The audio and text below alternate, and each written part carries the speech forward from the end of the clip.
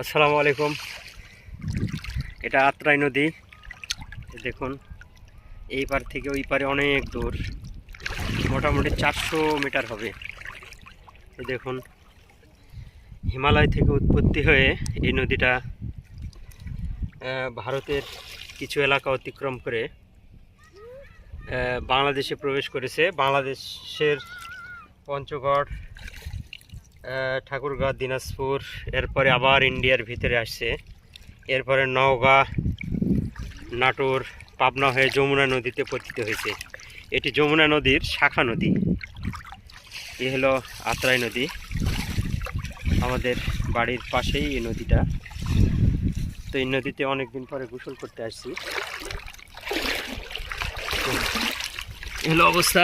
এই দেখুন, এটি আত্রাই নদী। এই নদীর পাড়ে আমরা ছোটোবেলা অনেক খেলাধুলা করেছি।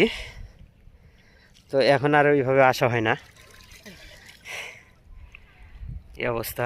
আসসালামু আলাইকুম, সবাই ভালো থাকবেন।